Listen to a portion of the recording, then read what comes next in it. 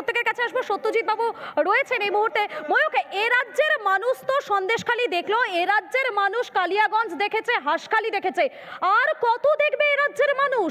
Police প্রশাসনের উপর আস্থাটা কবে ফিরবে বাংলার মানুষের? আমি প্রত্যেকটা অ্যান্সার দিয়ে দেবো as a deputy police commissioner, as x please. কিন্তু আমার বক্তব্য একটু আছে, সেই বক্তব্যটা দয়া করে একটু শুনবেন। আজকের যে বিতর্ক সভায় যে সাবজেক্ট ছিল তার মধ্যে যেইগুলো আলোচনা হচ্ছে তার কোনো লেশমাত্র নেই। আচ্ছা, এই যে ধরুন চিৎকার হচ্ছে যে শাহজাহান ছিল কি ছিল না, 164 ছিল কি ছিল না, 18 তারপরে এফআইআরের মধ্যে ছিল কি ছিল না। প্রথম কথা হচ্ছে যে এই প্রশ্নগুলো আসতো না যদি পুলিশকে সমানভাবে পাওয়ার দেওয়া হতো। আপনারা রিপাবলিক টিভিকে আমি ওপেন বলছি, আপনারা এমন একটা প্রতিযোগিতার বিতর্ক সভা আলোচনা করুন যে পুলিশকে যে কাজ করতে দেওয়া হচ্ছে না কেন। কারণটা হচ্ছে এখানে স্বায়ত্তশাসনের অভাব আছে, যেখানে অটোনমাস বডি, পুলিশকে অটোনমাস বডিতে আনতে হবে। অর্থাৎ পুলিশ নিজে স্বয়ংসম্পূর্ণ হয়ে কাজ করতে পারবে, কোনো পলিটিশিয়ানের কাছে থাকবে না, কোনো রাজনীতিবিদদের কাছে থাকবে না, স্বয়ংসম্পূর্ণ বডি হিসাবে কাজ করবে। যখনই স্বয়ংসম্পূর্ণ হিসাবে কাজ করবে তখন কিন্তু এই চিৎকার চেঁচামেচি কিচ্ছু হবে না, কারণ তারা কোনো কারো নির্দেশে কাজ করবে না। 1 নম্বর। 2 নম্বর কথা হচ্ছে, আপনারা প্রত্যেকে জানেন যে পুলিশ ডিসিপ্লিন ফোর্স, পুলিশকে সুপিরিয়র অফিসার্সদের অর্ডার মেনে চলতে হয়। পশ্চিমবঙ্গ সরকার কিংবা ভারতবর্ষের সরকার যে অর্ডার দেবেন সেটাকে এনশিওর করার দায়িত্ব এক্সিকিউটিভ বডি হচ্ছে পুলিশ। সুতরাং যেই কথাটা আবারও বলতে চাই, স্বাধীনতার আগে থেকে পুলিশকে দিয়ে যে কাজগুলো করানো হতো অর্ডারের পরিপ্রেক্ষিতে বলছি, সেগুলো অনেক কুকর্ম করা হতো, বেআইনি কাজ করানো হতো, কিন্তু অর্ডার হিসাবে আসতো, পুলিশকে সেই কাজ করতে হতো। কিন্তু সংবিধান আমাদের দেওয়া হয়েছে, সেটাতে বলা হয়েছে ওত নেওয়ার পরে যে আমরা যেই কাজগুলো করব সেগুলো সংবিধান সম্মত হতে হবে। পুলিশের প্রথম এবং প্রধান কাজ হচ্ছে নাগরিক সুরক্ষা দেওয়া। এখানে শুধু সন্দেশখালি নয়, এখানে পশ্চিমবঙ্গ নয়, ভারতবর্ষের কথা বলছি আমি। নাগরিক সুরক্ষা পুলিশের প্রথম এবং প্রধান কাজ, কিন্তু অন্তরায় কেন দিতে পারছে না? নাগরিক সুরক্ষা কেন দিতে পারছে না? কারণ পুলিশ অটোনমাস বডি নয়। পুলিশকে যদি কোনো সরকার, আমি পশ্চিমবঙ্গ সরকারকে বলছি না, সবাইকে নিয়ে বলছি, কোনো সরকার যদি কোনো অর্ডার দেয় সেই অর্ডারটাকে এনশিওর করতে হয়, এক্সিকিউট করতে হয়। এখনই সন্ময়বাবু বলবেন হয়তো, তাহলে কি ইলিগাল অর্ডার এক্সিকিউশন করবেন? কিংবা কাউকে বলবেন গলা কেটে নিয়ে আসতে, সেইটা এক্সিকিউশন করবেন? অবশ্যই না। কিন্তু প্রশ্ন হচ্ছে পুলিশ কাজ করতে পারে না অনেক কারণে।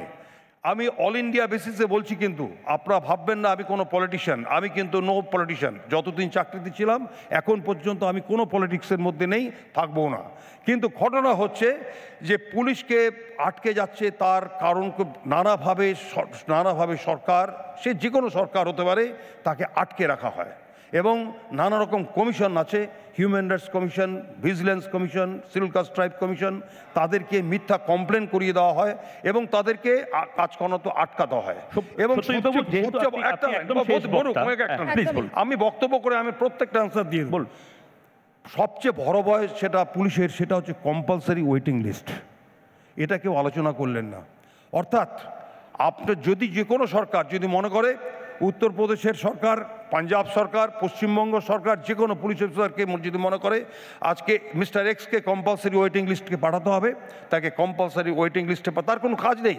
সে গিয়ে 2টো পেপার পড়ে বা একটা ভাঙা গাড়ি নিয়ে, সে হয়তো senior IPS officer, deputy commissioner কি জয়েন্ট কমিশনার, তাকে ওইভাবে ঘুরে আসতে হচ্ছে, তার কাছে কোনো ফোন নেই। প্রশ্ন হচ্ছে এইগুলো থেকে মুক্তির উপায় কি? মুক্তির আমরা কি শুধু দুজনে চিন্তা করব, চিৎকার করব দুই পক্ষ, এটা ছিল না ওটা ছিল না? এর মুক্তির উপায় একটাই দাবি, সেটা হচ্ছে পুলিশকে অটোনমাস বডির মধ্যে আনতে হবে, পুলিশকে স্বয়ংশাসিত করতে হবে এবং পুলিশকে পুলিশের কাজটা করতে দিতে হবে। এটাই হচ্ছে আজকের দাবি, তাহলে এত চিৎকার হতো না।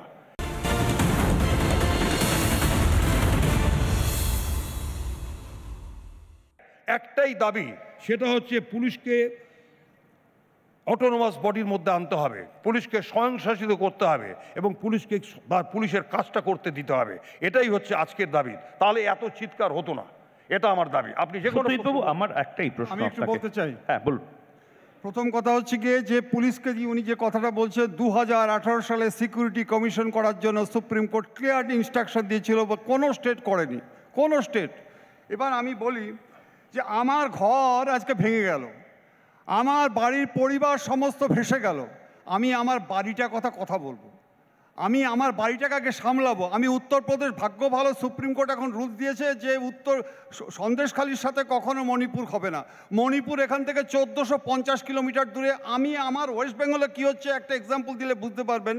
ওই ভাস্করবাবু যে কথাটা বলে 164, ভাস্করবাবু আপনাকে একটু বলি, 124 যে কেসটা হয়েছিল সন্দেশখালিতে, যাকে খুন করেছিল তার আত্মীয় আজকে আমার স্বামীকে এইভাবে আপনি এটাকে মিলিয়ে দেবেন না। আপনি 164 কি কথা বলছেন?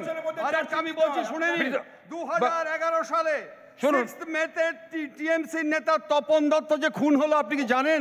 পরিবেশবিদ, দাঁড়ান, পরিবেশবিদ টিএমসি সিআইডি তদন্ত নিয়ে 13 জনের এগেইনস্টে কেস চার্জশিট দিল, সেই চার্জশিটে সবাইকে অ্যাকুইটেড করে দিয়েছে। আজকে হাইকোর্ট তাকে সিবিআই কে তদন্ত করতে দিয়েছে। আমার চার্জশিটে আমার পুলিশকে দায়ী করবেন না। পুলিশ হচ্ছে আইন ব্যবস্থা থেকে আপনি প্রশ্ন তুলছেন। ইনভেস্টিগেশন চার্জশিট দেওয়ার পরে পুলিশের কোনো কাজ নেই। শুনুন, investigation by police, prosecution by prosecutor, determination by the justice for the জাজ। আমি আপনাকে বলছি কামদুনি কাণ্ডে পিটিআর সরিয়ে চার্জশিট দেওয়ার পরে হাইকোর্টে কামদুনি কাণ্ডে কেন পিটি আজকে বেরিয়ে চলে এলো? কেন বললে আমি থাকতে পারছি না? আমার আইডিওলজি একদম আমাদের সময় একেবারে যেহেতু শেষ। রাজ্যের পুলিশের এই মুহূর্তে কি প্রয়োজন নেই যে সন্দেশখালীর গোটা পুলিশকে ক্লোজ করা? না, এইভাবে করা যায় না ক্লোজ। বেশ, কাউকে একটা অ্যাকাউন্টেবল হতে হবে। এখানে যদি কারেন্ট অফ হয়, সেই কারেন্ট অফের কেউ একটা কারণ হবে। এখানে যদি মাইকটা অফ হয় এবং অন্যান্য দিক থেকে এই যে বলছেন না, এখানে যদি কেউ আমার মাথাটা ফাটিয়ে দেয়, কেউ তো মাথি ফাটাবেন, আকাশ থেকে তো কেউ আসবে না। অ্যাকাউন্টেবিলিটি, তার মানে পুলিশ মন্ত্রী অ্যাকাউন্টেবিলিটি নেবেন না, রাজ্য পুলিশের বলছি এটা উত্তর দিচ্ছে। বসিরহাটের আধিকারিকদের বদলি করা হয়েছে সন্দেশখালীর পুলিশ। আরে বসিরহাটের ওটা ওর আন্ডারেই তো, করতে আর কি করেননি? আচ্ছা মিনাখা কি তাহলে পুলিশের বদলি করা হয়েছে? এটা রেগুলার ট্রান্সফার। আপনি বোধহয় জানেন না, গোটা নির্বাচন, লোকসভা নির্বাচনের আগে যে রুটিন ট্রান্সফারের অর্ডারটা এসেছিল তাতে বদলি করা হয়েছে। মানে আমরা এখনো সন্দেশখালীর বাইরে বেরোতে পারলাম না। সময় শেষ, একদম এই সরকারের একদম সময় শেষ। অর্থাৎ মধুকল্পিতা কেউ অ্যাকাউন্টেবিলিটি নেবে না, মানে পুলিশ মন্ত্রী নেবেন না, রাজ্য পুলিশের ডিজি নেবেন না, বসিরহাটের এসপি নেবেন না, এডিজিও নেবেন না, এবং যত দায় পুলিশের ওপর চাপানোর পরে বলা হবে মা পুলিশের ওপর কেন দায় চাপাচ্ছ? তাহলে চাপানোটা হবে কাদের ওপর? সাধারণ মানুষ সত্যি তো ময়ূক যাবেটা কোথায়? ময়ূক, আমরা আশা করবো আর আমাদের কালিয়াগঞ্জের মতো ঘটনা দেখতে হবে না, আর আমাদের হাঁসখালির মতো ঘটনা দেখতে হবে না, বকটুই দ্বিতীয় হবে না, সন্দেশখালিও আর হবে না, এটাই আমরা আশা করতে পারি, তাই তো ময়ূক? একদম। আজকে কথা হোক এখানেই শেষ করছি। অন্য সমস্ত খবর দেখার জন্য চোখ থাক রিপাবলিক বাংলায়। কথা হবে চোখে চোখ রেখে।